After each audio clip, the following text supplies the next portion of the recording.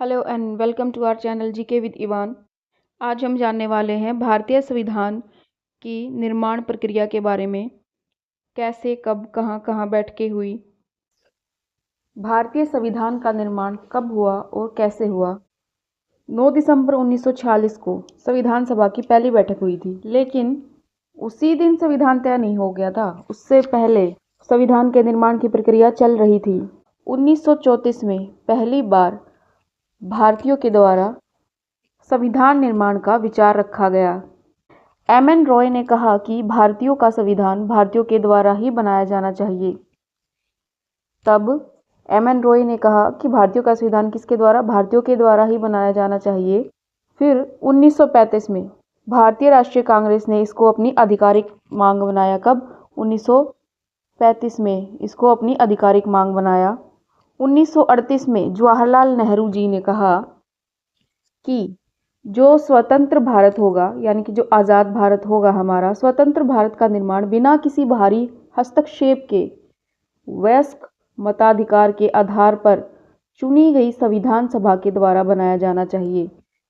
जो भारत का संविधान है वो भारत के लोगों के द्वारा ही बनाया जाना चाहिए। फिर 1940 में एक प्रस्ताव आया, जब द्वितीय विश्व युद्ध चल रहा था, अगस्त प्रस्ताव। तब ब्रिटिश शासन ने इसके जरिए पहली बार सैद्धांतिक रूप से इसे स्वीकार किया। संविधान की मांग को पहली बार 1940 में सैद्धांतिक रूप से इसको स्वीकार किया। 1942 में स्टैफोर्ड क्रिप्स एक प्रस्ताव लेकर आए। युद्ध के बाद, द्वितीय विश्व युद्ध के बाद स्टैफोर्ड क्रिप्स 1942 में एक प्रस्ताव लेकर आए, लेकिन मुस्लिम लीग ने इसको खारिज कर दिया, क्योंकि मुस्लिम लीग चाहती थी कि उनका अलग से राष्ट्र बने और उनका अलग से संविधान बनाया जाए। 1946 में कैबिनेट मिशन आया, इसके 3 सदस्य थे। 1946 में जो कैबिनेट मिशन आया उसके 3 सदस्य थे, Lord Pethick, Lawrence Stafford Cripps and A V. Alexander. Lord Pethick, Stafford Cripps और ए.वी. अलेक्जेंडर। इस मिशन ने 2 संविधान सभाओं की मांग को तो खारिज कर दिया, लेकिन मुस्लिम लीग के सामने कुछ ऐसा विचार रखा कि मुस्लिम लीग कुछ हद तक संतुष्ट हो गई। इस योजना के तहत 1946 में संविधान सभा का गठन किया गया। 1946 में कैबिनेट मिशन ने संविधान सभा में मुख्य रूप से मुस्लिम लीग की पाकिस्तान के लिए जो अलग संविधान की मांग थी और एक अलग संप्रभु राष्ट्र की जो मांग थी, उसको ब्रिटिश सरकार और कांग्रेस के द्वारा खारिज कर दिया गया था। इस अस्वीकृति के कारण लीग ने 9 दिसंबर 1946 को संविधान सभा की पहली बैठक का बहिष्कार किया था। संविधान सभा की पहली बैठक कब हुई थी? 9 दिसंबर 1946 को। और इसका बहिष्कार किसके द्वारा किया गया? मुस्लिम लीग के द्वारा।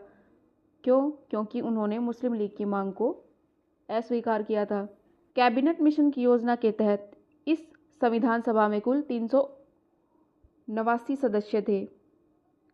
कितने सदस्य थे? कुल 389 सदस्य थे, जिनमें ब्रिटिश भारत से 290 सदस्य और देसी रियासतों से 93 सदस्य थे। 292 जो ब्रिटिश सदस्य थे, उनमें से 292 ब्रिटिश सदस्य और 4 चीफ कमिश्नर थे जो क्षेत्रों का प्रतिनिधित्व कर रहे थे। 1946 में संविधान सभा का चुनाव हुआ। चुनाव कब हुआ? 1946 में चुनाव हुआ संविधान सभा का। फिर इसके अंदर 208 सदस्य कांग्रेस के और 73 सदस्य मुस्लिम लीग को 15 अन्य दलों के स्वतंत्र उम्मीदवार निर्वाचित हुए थे। इसमें संविधान सभा के अंदर 389 सदस्य कुल, जिसमें 208 कांग्रेस से, 73 मुस्लिम लीग से और 15 सदस्य अन्य यानी कि स्वतंत्र दलों से। इसका जो चुनाव है वो अप्रत्यक्ष रूप से हुआ था। कैसे हुआ था? अप्रत्यक्ष रूप से हुआ था। एकल समकरणीय पद्धति के द्वारा हुआ था। ये मत पद्धति क्या होती है? एकल समकरणीय मत पद्धति क्या होती है? इसके द्वारा मतदाता अपनी पसंद के सदस्यों को वोट देते हैं, अपनी पसंद के सदस्यों को वोट देते हैं। और यदि कोई व्यक्ति उम्मीदवार पहले ही चरण में जीत प्राप्त करने के लिए आवश्यक मत हासिल कर लेता है, तो उसके जो एक्स्ट्रा मत हैं वो किसी अन्य पसंद के सदस्य को ट्रांसफ़र हो जाते हैं। 9 दिसंबर 1946 को संविधान सभा की प्रथम बैठक नई दिल्ली स्थित कौंसिल चैम्बर के पुस्तकालय भवन में हुई थी। कहाँ पर हुई थी? कौंसिल चैम्बर के पुस्तकालय भवन में। 9 दिसंबर 1946 को संविधान सभा की पहली बैठक काउंसिल चैम्बर के पुस्तकालय भवन में हुई थी। सभा के सबसे जो वरिष्ठ सदस्य थे डॉक्टर सच्चिदानंद सिन्हा। डॉक्टर सच्चिदानंद सिन्हा को अस्थायी अध्यक्ष चुना गया था क्योंकि ये सबसे वरिष्ठ थे। और जो BR अम्बेडकर है वो पहले पूर्वी बंगाल से चुने गए थे। कहाँ से चुने गए थे? पूर्वी बंगाल से। लेकिन जब पाकिस्तान का विभाजन हो गया तो उनके बाद बम्बई प्रेसिडेंसी की पुणे सीट से उनको दोबारा से चुना गया। जब संविधान सभा की पहली बैठक हुई थी उस समय केवल 211 व्यक्ति उपस्थित हुए थे उस संविधान सभा में। 9 दिसंबर 1946 को जब पहली संविधान सभा की बैठक हुई तो उसके अंदर कुल 211 सदस्य चुने गए थे। और मुस्लिम लीग ने क्या कर दिया था? इसका विरोध कर दिया था। हम पहले पढ़ चुके हैं। मुस्लिम लीग ने इसका विरोध किया पहली बैठक का। पहली बैठक के अस्थायी अध्यक्ष कौन चुने गए? डॉक्टर सच्चिदानंद सिन्हा। पहली बैठक जब हुई 9 दिसंबर 1946 को तो उसके अस्थायी सदस्य कौन चुने गए? डॉक्टर सच्चिदानंद सिन्हा। फिर जो है आचार्य JB कृपलानी कौन थे? संविधान सभा के पहले वक्ता थे जिन्होंने पहली बार संविधान सभा को संबोधित किया। वो कौन थे? JB कृपलानी। इस संविधान सभा में 2 उपाध्यक्ष चुने गए, HC मुखर्जी और TT कृष्णमाचारी। श्री BN राव को संवैधानिक सलाहकार चुना गया। संवैधानिक सलाहकार कौन चुने गए? BN राव। BN राव कौन चुने गए? संवैधानिक सलाहकार। 2 उपाध्यक्ष कौन से थे? HC मुखर्जी और TT कृष्णमाचारी। 13 दिसंबर 1946 को, इसके बाद 13 दिसंबर 1946 को जवाहरलाल नेहरू ने ऐतिहासिक उद्देश्य प्रस्ताव पेश किया जिसे 22 जनवरी 1947 को सर्वसम्मति से स्वीकार किया गया और बाद में यही संविधान की प्रस्तावना बना। 13 दिसंबर 1946 को जब जवाहरलाल नेहरू ने संबोधित किया था, एक उद्देश्य प्रस्ताव पेश किया था, उसी को संविधान सभा की प्रस्तावना मान लिया गया। संविधान सभा की प्रमुख समितियां कौन कौन सी हैं? संघ और शक्ति समिति। संविधान सभा की कुछ समितियां बनी थी, संघ और शक्ति समिति और संघीय संविधान समिति। ये 2 समितियां हो गई। संघ और शक्ति समिति और संघीय संविधान समिति के अध्यक्ष कौन बने? जवाहरलाल नेहरू। प्रांतीय संविधान समिति और मूल अधिकार व अल्पसंख्यक परामर्श समिति के अध्यक्ष बने सरदार वल्लभ भाई पटेल बने अध्यक्ष किसके? मूल अधिकार व अल्पसंख्यक परामर्श समिति के। प्रारूप समिति के अध्यक्ष कौन बने? Doctor BR Ambedkar. प्रक्रिया नियम समिति संचालन समिति के अध्यक्ष कौन बने? डॉक्टर राजेंद्र प्रसाद बने प्रक्रिया नियम समिति और संचालन समिति के अध्यक्ष। कुल कितनी समितियां हो गई? ये 8 समितियां। और जो डॉक्टर राजेंद्र प्रसाद है वो किस समिति के अध्यक्ष बने? झंडा समिति के। अब बात करते हैं प्रारूप समिति में। प्रारूप समिति में कौन कौन व्यक्ति थे? प्रारूप समिति में 29 अगस्त 1947 को प्रारूप समिति का गठन किया गया। 29 अगस्त 1947 को प्रारूप समिति का गठन किया गया जिसके अंदर डॉक्टर BR अम्बेडकर, भीमराव अम्बेडकर अध्यक्ष चुने थे। जिसके अध्यक्ष कौन थे? भीमराव अम्बेडकर। इनके साथ 6 अन्य सदस्य थे, N गोपाल स्वामी अयंगर, अल्लादी कृष्ण स्वामी अय्यर, कन्हैयालाल मणिकलाल मुंशी, सैयद मोहम्मद सादुल्ला और N माधवराव और DP खेतान। कितने सदस्य? 6 सदस्य। N गोपाल स्वामी अय्यर, अल्लादी कृष्ण स्वामी अय्यर, कन्हैयालाल मणिकलाल मुंशी, सैयद मोहम्मद सादुल्ला और N माधवराव। N माधवराव ने किनका स्थान लिया था? BL मित्र के स्थान पर आए थे क्योंकि BL मित्र के स्वास्थ्य कारणों से इस्तीफा दे दिया था तो N माधवराव को चुना गया। फिर DP खेतान। 1948 में TT कृष्णमाचारी की मृत्यु के कारण DP खेतान को इसका सदस्य बनाया गया। टोटल कितने सदस्य हुए? 7 सदस्य। अध्यक्ष कौन थे? डॉक्टर भीमराव अम्बेडकर। डॉक्टर भीमराव अम्बेडकर को क्या कहा जाता है? भारतीय संविधान के मुख्य वास्तुकार और भारतीय संविधान के जनक, father of the Indian constitution. संविधान के निर्माण में किन लोगों का अहम योगदान रहा है? कितने दिन में ये संविधान बना? संविधान निर्माण कितने दिन में हुआ? 2 साल 11 महीने 18 दिन इसको बनाने के लिए लगे। संविधान निर्माण में 2 साल 11 महीने 18 दिन लगे। 11 सत्र इसके लिए आयोजित हुए और 165 बैठकें हुई। संविधान सभा के लिए 165 बैठकें की गई थी और 114 दिन इसके लिए बहस चली थी। इसके अंदर लगभग 64 लाख रुपए खर्च किए गए संविधान बनाने में लगभग 64 लाख रुपए खर्च हुए। संविधान को जब 26 नवंबर 1949 ईस्वी को संविधान सभा द्वारा पारित किया गया, तब इसमें कुल 22 भाग, 395 अनुच्छेद और 8 अनुसूचियां थी। प्रेम बिहारी नारायण रायजादा ने संविधान को अपने हाथों से इटैलिक शैली में लिखा था। किसने? प्रेम बिहारी नारायण रायजादा ने संविधान को अपने हाथों से लिखा इटैलिक शैली में। और शांति निकेतन के कलाकारों ने नंदलाल बोस के नेतृत्व में इस पर चित्रकारी की थी। जो संविधान लिखा गया था, जो संविधान की जो किताब है हमारे पास, दस्तावेज है, ये एक संवैधानिक दस्तावेज है। इसका जो निर्माण किया था, इस पर जो चित्रकारी की थी, वो शांति निकेतन के कलाकारों ने और नंदलाल बोस के नेतृत्व में की थी। और प्रस्तावना के पन्नों पर, जो प्रस्तावना का पन्ना है, उसको ब्योहार राम मनोहर सिन्हा ने सजाया था। किस प्रस्तावना के पन्ने को? ब्योहार राम मनोहर सिन्हा ने सजाया था। इस संविधान की आलोचना किसके द्वारा की गई? नजरुद्दीन अहमद ने इसकी आलोचना की और उसने कहा कि यह एक ड्रिफ्टिंग कमेटी यानी कि अपवहन समिति है, यानी कि इसको बहुत धीमी प्रक्रिया से पेश किया गया है, जो कि बिल्कुल दिशाहीन है। नजरुद्दीन अहमद ने इसकी आलोचना की और कहा कि ये बहुत स्लो प्रोसेस में कार्य किया गया है और ये बिल्कुल दिशाहीन है। तब भीमराव अंबेडकर जी ने कहा कि संविधान को विस्तृत और त्रुटिहीन बनाने के लिए समय जरूरी था। एस.एन. मुखर्जी ने इस संविधान के लिए बी.आर. अम्बेडकर की सराहना की। एस.एन. मुखर्जी को क्या कहा जाता है? संविधान का गुमनाम नायक कहा जाता है। संविधान सभा का सचिव किसको नियुक्त किया गया था? H.V.R. अयंगर को।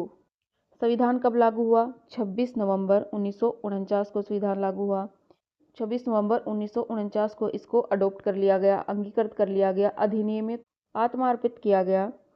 26 नवंबर 1949 को कुल 15 अनुच्छेद लागू किए गए, जिसमें से मुख्य हैं नागरिकता के लिए जो है 5, 6, 7, 8, 9 अनुच्छेद, चुनाव के लिए 324 और 366, 367, 366 अनुच्छेद, 367, 380, 379, 388 और 391, 92 और 393 अनुच्छेद इस दिन कुल 15 अनुच्छेद लागू किए गए। मूल रूप से जो है संविधान कब लागू किया गया? 26 जनवरी 1950 को। 26 जनवरी 1950 को संविधान पूर्ण रूप से लागू किया गया। इस तारीख को चुनने का कारण था कि 1930 में 26 जनवरी को 1930 में इंडियन नेशनल कांग्रेस के द्वारा लाहौर अधिवेशन के बाद पूर्ण स्वराज दिवस मनाया गया था। 26 जनवरी 1930 को पूर्ण स्वराज दिवस मनाया गया था लाहौर अधिवेशन में, इसलिए 26 जनवरी 1950 को पूर्ण रूप से संविधान लागू किया गया। संविधान सभा में 15 महिला सदस्य चुनी गई थी, जिनमें से मुख्य हैं बेगम एजाज रसूल, एकमात्र मुस्लिम महिला थी। बेगम एजाज रसूल कौन थी? एकमात्र मुस्लिम महिला थी। दक्षिणायनी वेलायुधन एकमात्र दलित महिला थी। सुचेता कृपलानी पहली मुख्यमंत्री थी जो, और सरोजनी नायडू जैसी कुछ प्रमुख हस्तियां शामिल थी। 24 जनवरी 1950 को संविधान सभा की अंतिम बैठक हुई। 24 जनवरी 1950 को संविधान सभा की अंतिम बैठक हुई थी, जिसमें डॉक्टर राजेंद्र प्रसाद को पहला राष्ट्रपति चुना गया था। भारत के पहले राष्ट्रपति कौन चुने गए थे? डॉक्टर राजेंद्र प्रसाद। कब? 24 जनवरी 1950 को। और राष्ट्रगान और राष्ट्रगीत को अपनाया गया था। संविधान लागू होने के समय इसमें कितने भाग थे? 22 भाग, 395 अनुच्छेद और 8 अनुसूचियां थी। लेकिन वर्तमान में कितनी अनुसूचियां हैं? 12 अनुसूचियां हैं। अब बात करते हैं संविधान सभा की उद्देशिका के बारे में। जवाहरलाल नेहरू द्वारा प्रस्तुत उद्देश्य प्रस्ताव। कब प्रस्ताव था ये? 13 दिसंबर 1946 को जवाहरलाल नेहरू द्वारा प्रस्तुत किया गया था उद्देश्य प्रस्ताव, जिसके जो आदर्श वाक्य थे उनको ही संविधान की उद्देशिका में शामिल किया गया था। 22 जनवरी 1947 को इसको स्वीकार किया गया था।